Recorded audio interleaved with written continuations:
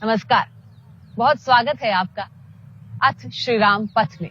मैं हूं आपके साथ अमृता गर्ग और इस वक्त मैं मौजूद हूं मनोरमा नदी के किनारे।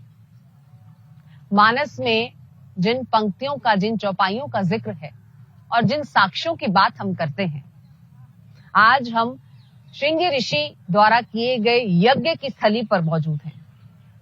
और इसकी पुष्टि कैसे होती है? हमारे पुराण बताते हैं कि मनोरमा नदी के किनारे ही वो स्थान है जहां पर यह यज्ञ किया गया था।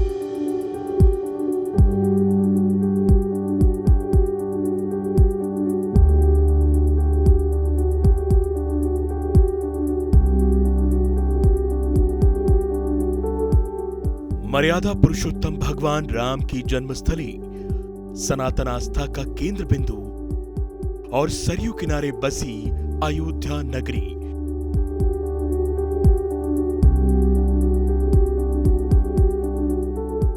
वही पावन नगरी जहां प्रभु राम ने जन्म लिया।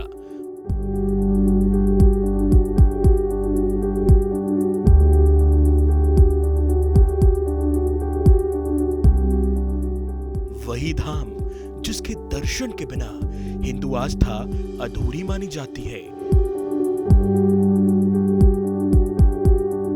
अथ श्री राम पथ कथा में आज हम आपको उस पवित्र स्थान पर ले चलेंगे जो राम कहानी का आधार है।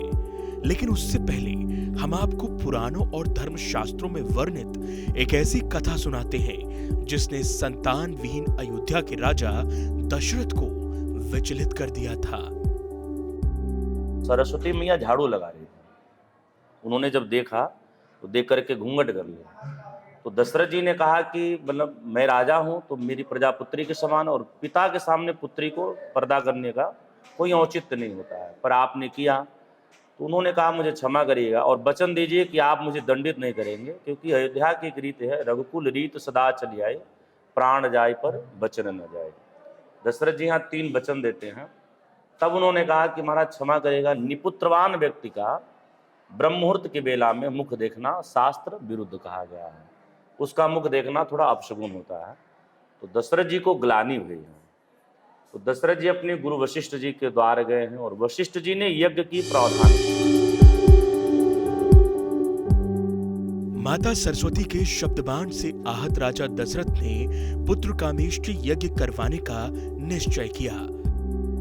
सरयू तट पर बसी अयोध्या से लगभग 20 किलोमीटर दूर परशुरामपुर क्षेत्र में है पवित्र सतत वाहिनी और मनोरथ को सिद्ध करने वाली मनोरमा नदी। इस नदी के किनारे बसे मकोड़ा धाम को ऋषियों की तपोभूमि माना जाता है। पुराणों और रामायण में वर्णित है कि इसी स्थान पर ऋंगी ऋषि ने त्रेता युग में अयोध्या के चक्रवर्ती सम्राट महाराजा दशरथ के लिए पुत्र कामेष्टि यज्ञ करवाया था। दशरथ जी महाराज, श्रृंगी ऋषि जी, वशिष्ठ जी, सब ऋषि मुनि आकर यहाँ पे यज्ञ आहुति हवन किए तो अग्निदेव हब लेकर प्रकट हुए थे। हब माने जो है खीर बोला जाता है। वही खीर तीनों रानियों को दिया गया था। जोग लग्न ग्रह वार तिथि ये सब एक अनुकूल हुए और तब हमारे भगवान राम मंगल भौमवार के दिन ठीक दोपहर के बेला में हमारे भगवान का दिव्य अवतार हुआ है। और जैसे अवतार हुआ तो दशरथ जी परमानंद की प्राप्ति की।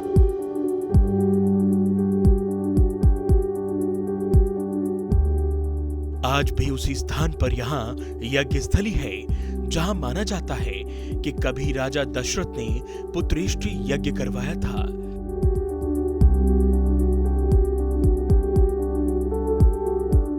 चौरासी कोसी परिक्रमा के दौरान मकोड़ा धाम में अक्षय तृतीया से जानकी नवमी तक लगातार 7 दिनों तक यज्ञ और पूजन का आयोजन होता है। यज्ञ के फल से राजा दशरथ के घर भगवान श्री राम, भरत, लक्ष्मण और शत्रुघ्न जैसे 4 प्रतापी पुत्रों ने जन्म लिया।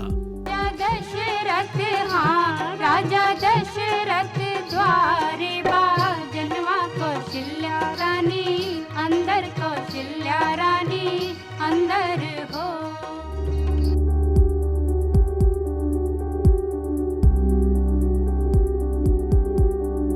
यहाँ दशरथ महल में प्रभु श्री राम और उनके 3 भाइयों समेत बच्चों की किलकारियां गूंजी थी।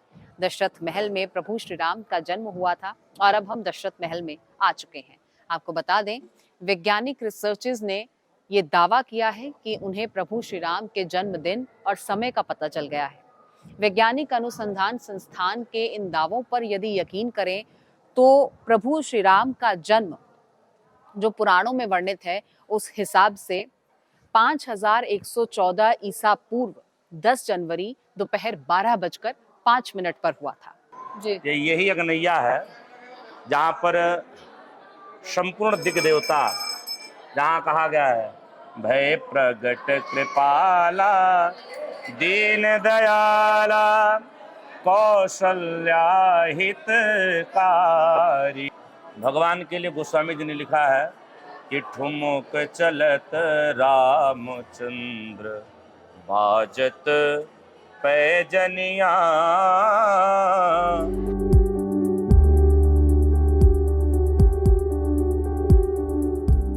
दशरथ महल में बधाइयां गुंजायमान होने लगी।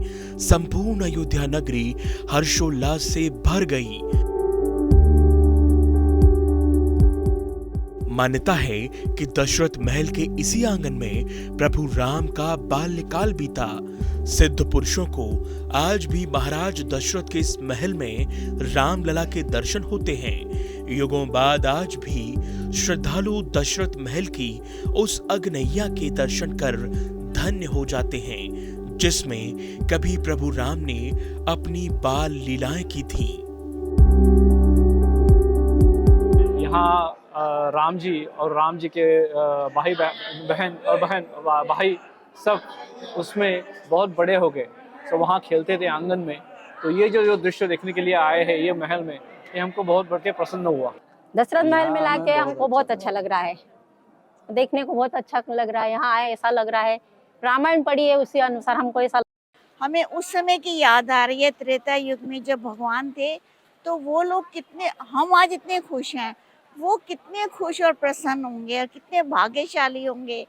हम आज उनके बराबर ही अपने को भाग्यशाली समझ रहे हैं कि हम भी आज लग रहा उसी युग में आ गए हैं। अब दशरथ महल से आगे की ओर बढ़ते हैं और कैसे उनकी शिक्षा दीक्षा शादी संपन्न हुई और फिर पूरा वो वनगमन, तमाम चीजें आपको दिखाएंगे। देवी भागवत में बड़ी देवकाली का वर्णन है जिन्हें भगवान श्री राम की कुल देवी कहा गया है। इस मंदिर में एक ही शिला में महालक्ष्मी, महाकाली और महासरस्वती की मूर्ति स्थापित है। पौराणिक मान्यता के अनुसार मां देवकाली मंदिर को भगवान श्री रामचंद्र के पूर्वजों ने बनवाया था। हम आप पहुंचे हैं बड़ी देवकाली के दर्शन के लिए। वही बड़ी देवकाली जिनके दर्शन खुद प्रभु श्री राम ने कई बार किए। सबसे पहले तो जब उनका जन्म हुआ तो माता कौशल्या बाल अवस्था में उन्हें यहाँ पर लेकर आई और उसके बाद कहा जाता है कि प्रभु श्री राम जब माता सीता से विवाह कर लौटे अयोध्या तब भी सबसे पहले यहाँ पर आए और दर्शन किए देवी के। तो ये उनकी कुल देवी कही जाती हैं। मंदिर में अंदर क्या क्या और प्राचीन मिलता है, आइए देखते हैं। ये उतना ही पौराणिक कथा है जितना पौराणिक अयोध्या की कथाएं हैं। ये उन्हीं के पूर्वजों की स्थापित की हुई प्रतिमाएं हैं। और राजा सुदर्शन, राजा दक्ष, राजा रघु, ऐसे ही उनके पूर्वजों की स्थापित की हुई। तो जितना पौराणिक कथा वहाँ का माना जाता है उससे ही अधिक यहाँ की भी मान्यता है, क्योंकि प्रभु राम स्वयं इनका दर्शन किए। उनके बुजुर्ग, उनके पूर्वज पूरे इनके दर्शन करते आते। माँ सारयू स्वयं आई हैं इनके दर्शन के लिए। तो प्रभु नारायण का जब जन्म हुआ तो नारायण के रूप में जब उनका पाया गया तो प्रभु का नाम लेकर के बना दिया गया।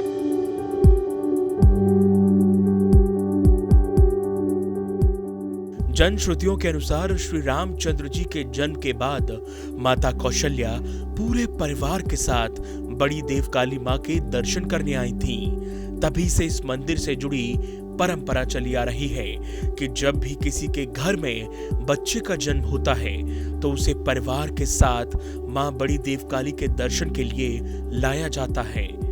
मां के दर्शन के बाद ही बालक के मांगलिक कार्यों की शुरुआत होती है। बड़ी देवकाली मंदिर के गर्भगृह की दीवारों पर भगवान राम की बाल लीलाओं का चित्रण है। यहाँ पर प्रभु श्री राम को दिखाया गया है मैया कौशल्या की गोद में ये तस्वीरें आप देख रहे हैं, उनका खान पान किया जा रहा है। और ये तस्वीर उस वक्त की है जब प्रभु श्री राम का जन्म हुआ और वो चतुर्भुज रूप में माता के सामने आए और फिर माता ने उनसे विनती की कि हमने तो आपको शिशु रूप में मांगा था। और ये तस्वीर आप देख रहे हैं, ये तस्वीर जहाँ पालने में लेटे हुए हैं प्रभु श्री राम और माता कौशल्या उनको निहार रही हैं बहुत ही प्यार से। और यहाँ पर उनको भोजन जो है वो परोसा गया है, वो तस्वीर आप देख रहे हैं। यहाँ पर भोजन बनाया गया और यहाँ भोजन उनको परोस दिया गया और प्रभु श्री राम बाल अवस्था में अपना भोजन ग्रहण कर रहे हैं।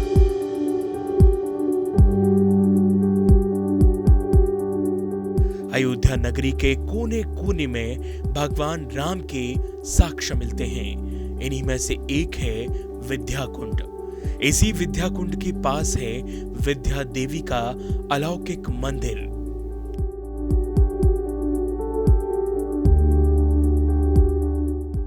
बोले बेहस महेश तब ज्ञानी मूढ़ न कोई, जे ही जस रघुपति करहीं जब सो तस तेहि छन होई।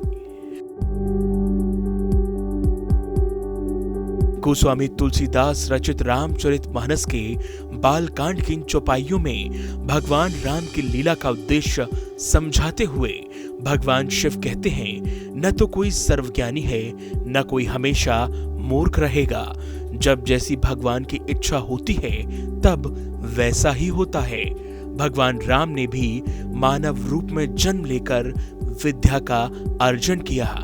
और एक ऐसी ही प्राचीन और ऐतिहासिक जगह पर इस वक्त मैं आप पहुंची हूँ। जगह है विद्या कुंड।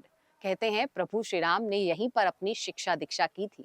जब ऋषि वशिष्ठ जी के साथ वो आए थे तो यहीं इसी स्थान पर गुरुकुल था, जहां पर अपने तीनों भाइयों के साथ उन्होंने शिक्षा हासिल की और यहीं पर वो स्नान किया करते थे इसी कुंड में।